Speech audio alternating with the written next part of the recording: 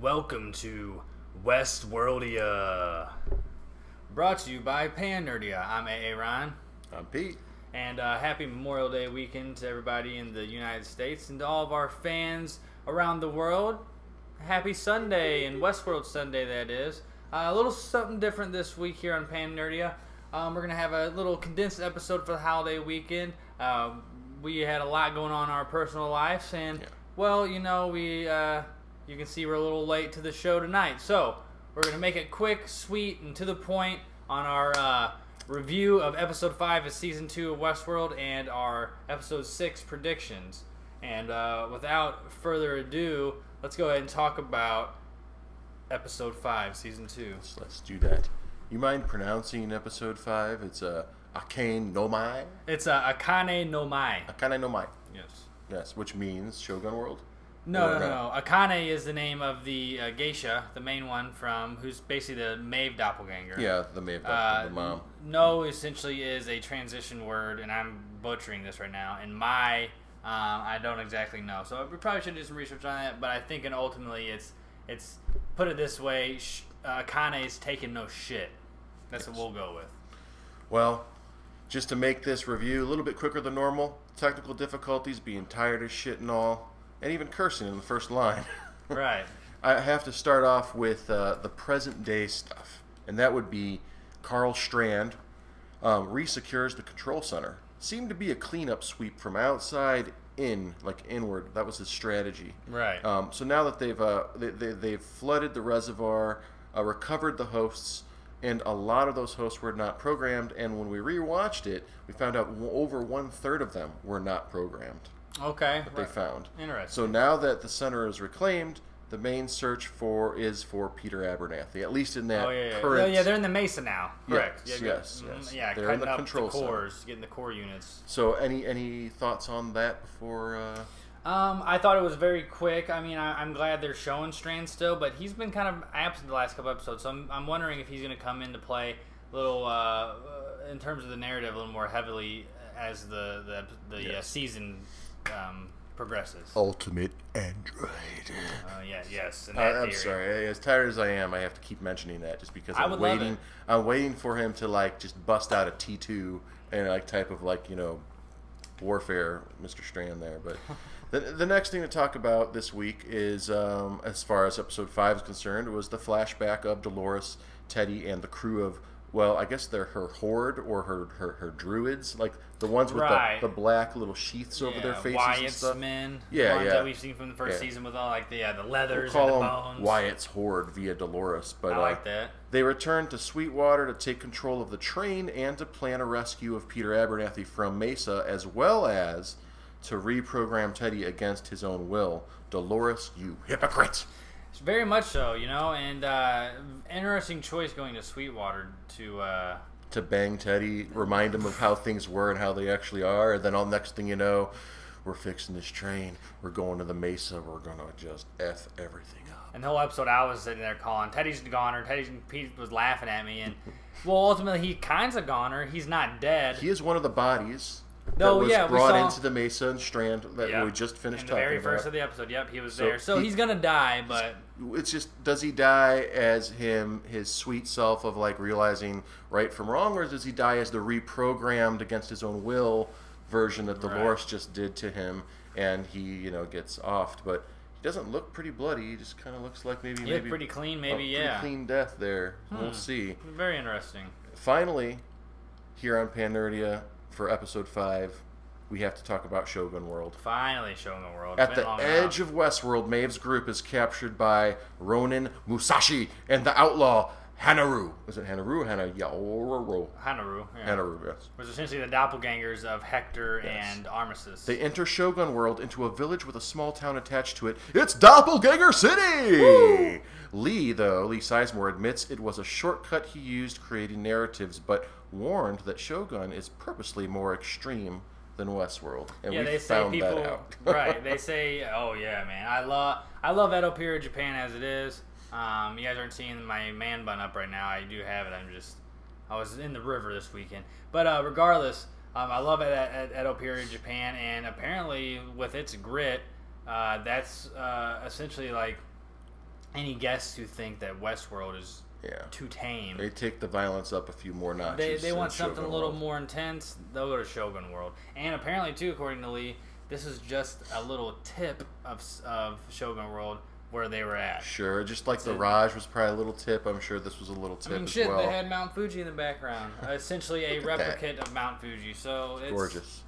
They it's a whole ball of wax though. Every time I see all these landscapes, it's like, is it on planet Earth? Is it totally fake? Is it a fake backdrop? Is it actually topographied out with one of those like machines? Like it was, yeah. Just like William said, such splendor that those machines. Besides Musashi and the other dude, the other main characters that get actual lines and say things, Geisha Kane, which the show is named after, Maeve's doppelganger, that starts basically a series of unscripted acts. She's like the first one to really, after being kind of awoken, no, I'm not going to do this and that. I'm going to make my own choices. And Lee starts pointing out, too. He's like, look, it's spilling over to this.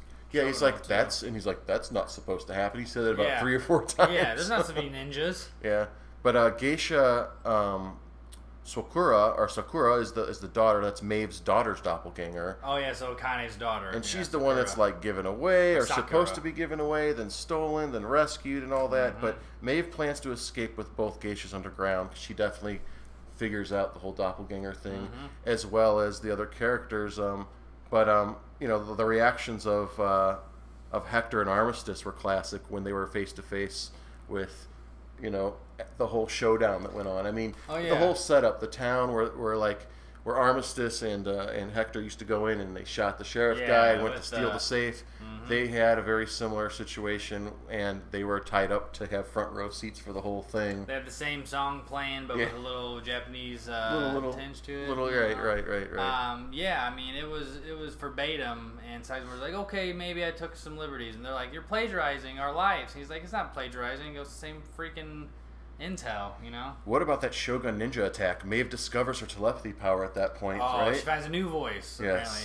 And this is what I think it is. Essentially, I think she's always had it. She just thought she had to get those messages, those Jedi force words, you know, mind tricks. She had to get those out via language. So when she was told by Sizemore that within this world she has to use the language that to command, you know, do her witchcraft, so to speak, she figured, okay, I can do that. And she started doing it, but then she figured, well, altogether, I'm thinking what I want him to do before I say it, so maybe I could just negate saying it altogether. Correct. Yeah, it went from like Sizemore saying you're speaking the wrong language to now her mouth's covered to her mouth's uncovered, but the one of the evil gangster ninjas dudes decides to you know, sear all the ears of his men so he can't hear the so witch's she can't words. even say anything. Right. The Shogun did that. Yeah. But the Shogun leader also had cortical fluid leaking out, and that worried Sizemore as well because like that's even more unpredictable. There's already been all this unpredictable things happening. Right. Now there's like damaged units running around too.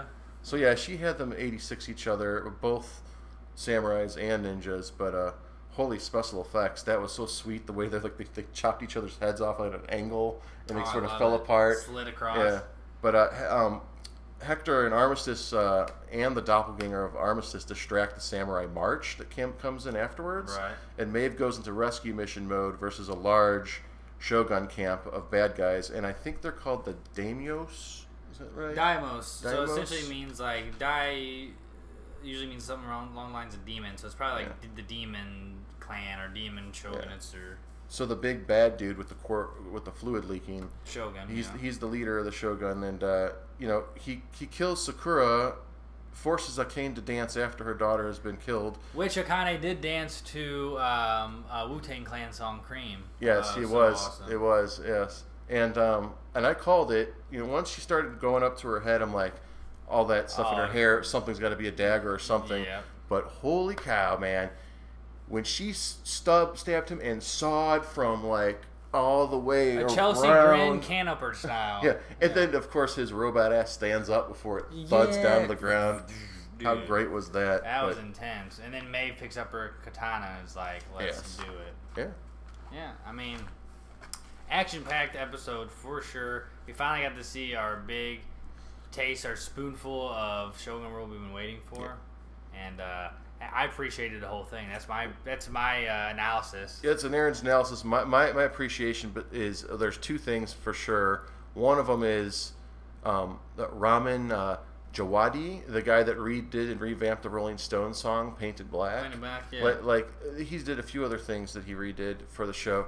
I thought that was masterful. And speaking of music, when Maeve did say, "I think I found a new voice," right? Like whenever she has these sort of like moments, the music is so awesome. The background music, even if it's a short little like 5-second scene or 5-second after someone's spoken something, right? That it almost feels like very eerie. Yeah, it reminds me of like my wife and I recently had these little soil discs, and we had to like pour water on when we watched them grow and fill up a huge mixing bowl. And it was freaky, and like in my head I was hearing the and that's what it's like Maeve's like growing in intelligence, and when she like realizes it, she's like it's like God, she's gonna turn into like the Blob and start absorbing other androids and shit. So that's my appreciation. And as far as predictions, episode 6 predictions,